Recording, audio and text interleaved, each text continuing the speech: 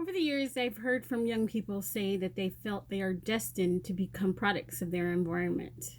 Well, I'm here to tell you that at 8 years old, I knew that becoming a product of my environment was not something that I desired for myself.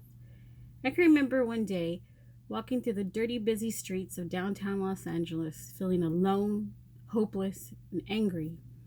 I looked up to the sky to find some relief, and that's when I noticed the sun shining on the skyscrapers of downtown. And in that moment, I saw beauty. I felt hope. I felt strength. And I promised myself to always stand strong amongst the madness that life has to throw at me.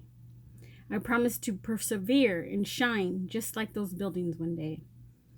I have spent the last 40 years of my life giving myself a fighting chance to live free from the dysfunction of my childhood. I grew up in a poor Hispanic neighborhood riddled with drugs, violence, and crime.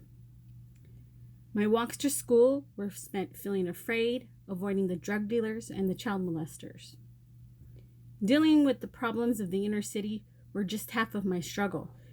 I was born to a drug-addicted mother and a father I never met, an abusive, alcoholic stepdad.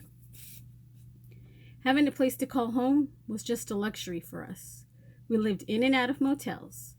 And sometimes, even if we did have a home, we didn't have the essentials like food or electricity, sometimes even toilet paper. We slept on the floor and hoped to God that the rats and the roaches did not crawl on us through the night. Once I hit my teenage years, time seemed to fly by. One of my brothers ended up in the California Youth Authority for a very long time, and my little brother was a runaway. As for myself, I became my grandmother's caregiver and would often see my mother on the corners panhandling for her next hit. I felt lost. I felt angry. I felt hopeless. I hated school because it made me feel stupid. I was so far behind, even for a kid enrolled in special ed. My relationship with school ended me in a group home. And in this group home, I realized just how close I had gotten to that cycle that I hated so much, that cycle of teenage pregnancy and domestic violence, addiction and poverty. When I was in this group home, I was surrounded by people that had been in my shoes. These people were there to guide me and to show me that they cared for me. They taught me ways to care for myself financially, physically, and emotionally. At 16 years old, I was self-sufficient with the roof over my head.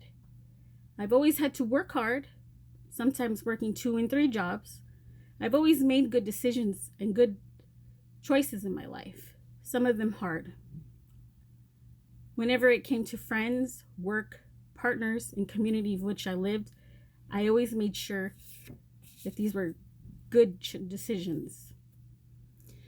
I have made mistakes, but I have chosen to learn from these mistakes and to never look back.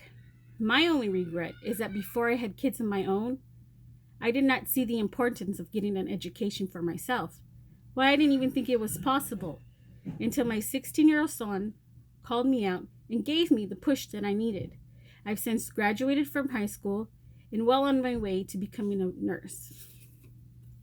Since I have broken free from the environment that wanted to mold me into some statistic that you read about in a newspaper, I can tell you for certain that we are not destined to be products of anything. All we are destined to do is what we believe in. I believed in that promise that I made my 8-year-old self that day. I believe anything is possible. If you put forth the effort, your dreams will come true. My hope is to one day give back.